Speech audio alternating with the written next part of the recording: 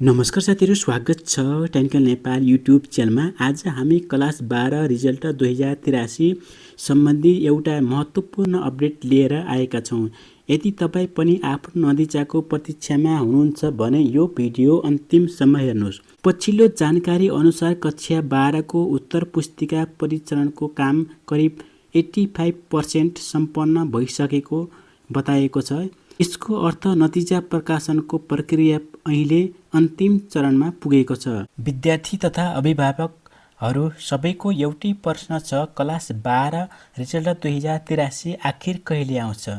शिक्षा सम्बन्धी विभिन्न स्रोतहरूका अनुसार यदि बाँकी काम समयमै सम्पन्न भयो भने नतिजा असार महिनाको अन्तिम सातादेखि साउनको पहिलो साताभित्र प्रकाशित हुन सक्ने सम्भावना रहेको छ।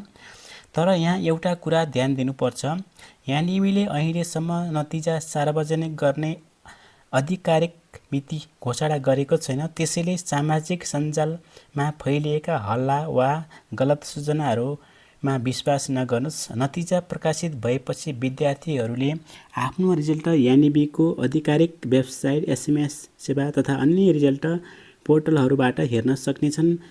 अहिलेका लागि सबैभन्दा ठुलो अपडेट भनेको उत्कृष्ट उत्तर पुस्तिका परीक्षणको काम 85% भन्दा बढी सम्पन्न भइसकेको जानकारी आएको छ। यसले नतिजा अब धेरै टाढा नरहेको सङ्केत गर्दछ। तपाईको रिजल्ट जस्तोसुकै आए पनि आत्मविश्वास नहार्नुहोस्। जीवनमा सफलताको बाटो केवल एउटा नतिजा निर्धारण गर्दैन। सबै विद्यार्थीहरूलाई अग्रिम शुभकामना। यदि तपाईँ यस्ता शैक्षिक अपडेटहरू चाहिन्छ भने भिडियो लाइक गर्नुहोस्, च्यानललाई सब्स्क्राइब गर्नुहोस्, बेल आइकन थिच्न नबिर्सनुहोस्। धन्यवाद।